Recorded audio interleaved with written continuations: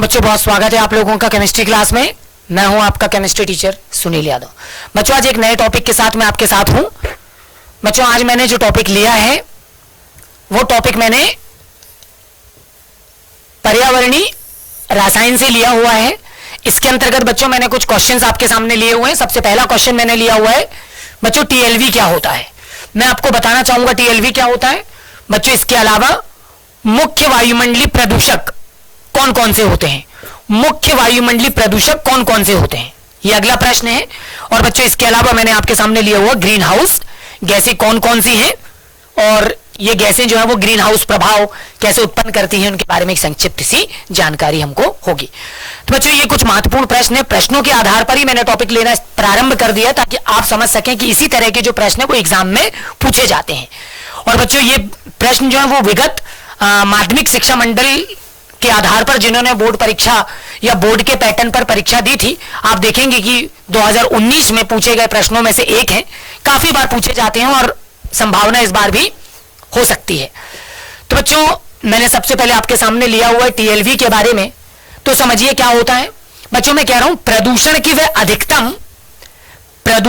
वह अधिकतम मात्रा जो किसी ग्राही को प्रभावित नहीं करती, ठीक है, उसको हम हिंदी में कहते हैं प्रवेश सीमा मान, या उसको अपन संक्षिप्त में कहते हैं टीएलवी। ठीक है, इसको कहते हैं बच्चों टीएलवी। थोड़ा सा मैं इसको आपको समझाने का प्रयास करूंगा कि ये क्या होता है। बच्चों यहां पर दो चीजें देखिए। एक तो हमने बोला प्रदूषण की वह अधिकतम मात्रा, है ना, मतलब प्रदूषण की वह अधिकतम मात्रा जो किसी ग्राही को प्रभावित नहीं करती, है ना, उसको हमने बोला टीएलवी। अगर अपन कुछ इस तरह से समझें कि हम बच्चों जिस एनवायरमेंट में रहते हैं, तो इस एनवायरमेंट में हम क्या करते हैं, हम अपने घरों की सफाई करके उसको ले जाकर बाहर छोड़ देते हैं। बहुत सारे कारखाने चल रहे हैं, वो प्रदूषण उत्पन्न करते हैं, हमने प्रदूषण उत्पन्न किया। ठीक है, अन्य तरीकों से भी प्रदूषण उत्पन्न होता है। मवेशी प्रदूषण उत्पन्न करते हैं, पशु पक्षी प्रदूषण उत्पन्न करते हैं। हम डीजल पेट्रोल का खनन करके उनका मतलब उपयोग कर रहे हैं, है ना, गाड़ी पेट्रोल गाड़ी चलाने के लिए, ट्रेन चलाने के लिए, बस चलाने के लिए, ट्रैक्टर चलाने के लिए, ये सब कुछ ईंधन के रूप में हम जो खपत कर रहे हैं, इससे क्या उत्पन्न हो रहा है, प्रदूषण। ये प्रदूषण जब अधिकतम हो जाता है, ठीक है ना, तो ये प्रदूषण जब हमारे एनवायरमेंट में अधिकतम हो जाएगा तो एक निश्चित समय के बाद ये हमको ही क्या करेगा, प्रभावित करेगा ना। आज आपने देखा होगा कि जो बड़ी बड़ी मेट्रो सिटीज हैं जहां पर बहुत ज्यादा क्राउड हो गया, बहुत ज्यादा लोग रहने लगे हैं और वो विभिन्न प्रकार की गाड़ियां या विभिन्न प्रकार के सुविधाओं का उपयोग करने लगे हैं, तो क्या किया हमने, पेड़ों की लगातार आधाधुंध कटाई कर दी, उनकी कटाई कर दी, वहां पे रहवासी लोग रहने लगे, प्रदूषण की मात्रा बहुत ज्यादा बढ़ गई।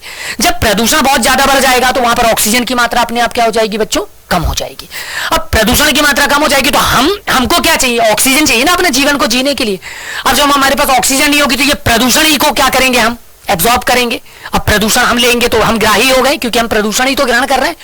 तो बच्चों जब ये अधिकतम प्रदूषण की मात्रा जो हम ग्रहण कर रहे हैं अगर वो हमको प्रभावित नहीं कर पाती है, ठीक है ना, तो वो संक्षिप्त में क्या कहला रही है, टीएलवी।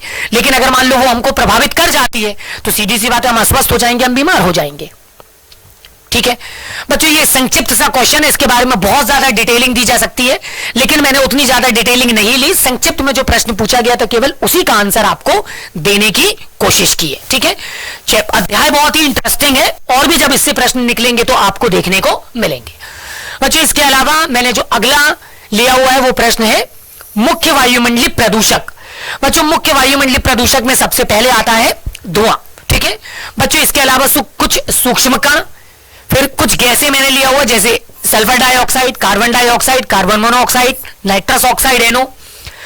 अन्य रासायनिक पदार्थ भी हैं बच्चों, इसमें कुछ रेडियोएक्टिव पदार्थ भी शामिल हैं। ठीक है बच्चों, इसके अलावा धात्विक आयन भी शामिल है, कुछ जैव रासायन भी है ना, जैव कारक भी है जैसे एल्गी या फंगई। तो बच्चों ये सभी जो पदार्थ मैंने आपके सामने यहाँ पर 5-7 के आसपास रखे, ये सभी मुख्य वायुमंडलीय प्रदूषक के नाम से जाने जाते हैं।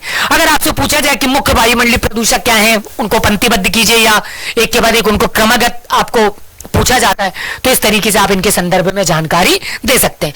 बच्चों, एक अच्छे स्टूडेंट की ये पहचान होती है कि पहले वो पॉइंट टू पॉइंट डिस्कस करे, फिर इन पॉइंट को भी अगर आपने पढ़ रखा, इनके बारे में भी आपको जानकारी है, तो आप इनको भी आप संक्षिप्त में समझा सकते हैं जाकर, है ना। तो ऑलरेडी कहीं ना कहीं पे अपन ने इन पॉइंट को पहले डिस्कस कर रखा हुआ है, तो आप इनके बारे में भी संक्षिप्त जानकारी दे सकते हैं।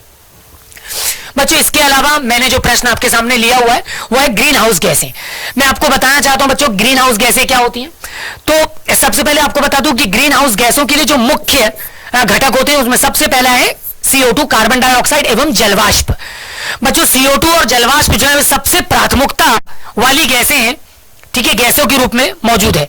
इसमें ओजोन, O3, मीथेन, है ना, क्लोरोफ्लोरो कार्बन एवं अन्य वायुमंडलीय गैसें भी शामिल हैं। बच्चों, ये क्या करती है, ये हमारे एनवायरनमेंट के ताप को, हमारे वातावरण के ताप को क्या कर देती है, बढ़ा देती हैं।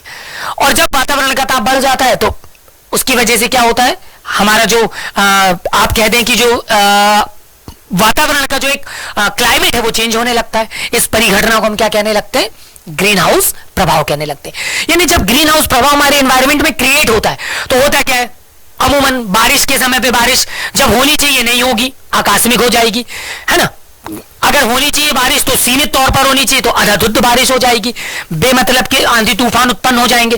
तो इस तरह की जो परिघटनाएं देखने को मिलेंगी आपको, ये जो इनके जो कारक उत्पन्न होने को मिलेंगे, तो ये ग्रीन हाउस गैसों की वजह से उत्पन्न होते हैं। ठीक है, तो बच्चों इस तरह से आज मैंने जो महत्वपूर्ण प्रश्न लिए, ये बहुत ही बार एग्जाम में पूछे गए प्रश्नों में से एक है। तो बच्चों, आज के वीडियो में बस इतना ही। बहुत जल्दी इसी तरह के कुछ और भी प्रश्नों के साथ आपसे पुनः मुलाकात होगी। तब तक अपना ख्याल रखिए।